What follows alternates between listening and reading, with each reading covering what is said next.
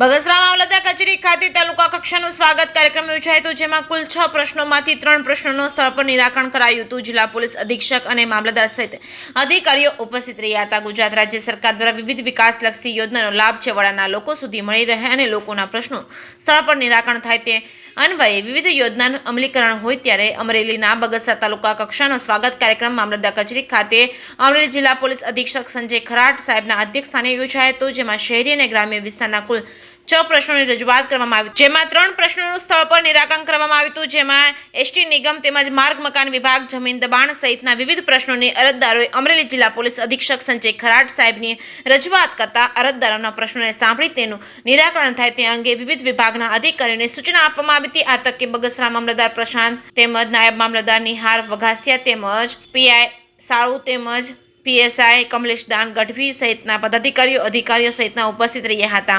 જે કેસની ગુજરાતી સાથે રોમેલ મરવર, બગસરા.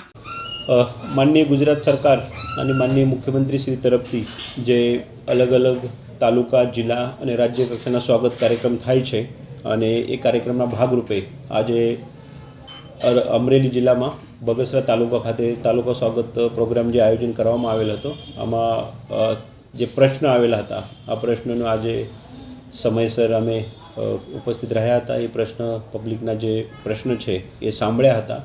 સાથે સાથે આ પ્રશ્નને લાગતા જે પણ ડિપાર્ટમેન્ટ છે એના સંકળાયેલ સાથે કાયદેસર જે અધિકારી છે એ લોકો પણ અહીંયા એ પ્રશ્નો દરમિયાન ઉપસ્થિત હતા.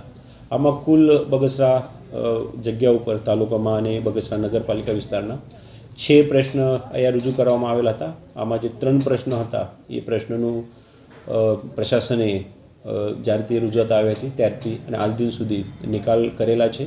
જેમાં જે રજૂઆત કરનાર હતા એમનું પણ આ પ્રશ્નોને જે નિકાલ કરેલ છે તે બાબતે સમાધાન અને સંતુષ્ટિ બતાવેલી છે.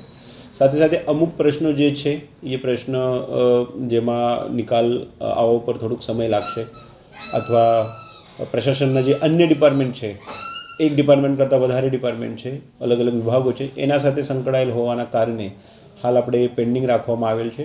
અને અમારા જે અધિકારી કર્મચારી અહીંયા છે એ લોકોને એ રીતની સૂચના પણ આપેલી છે કે આ પ્રશ્નોના પણ તાત્કાલિક અરજદારની સાથે રહીને અરજદારની જે રજૂઆત છે એમાં જે વ્યાજબી રજૂઆત છે એ ગણીને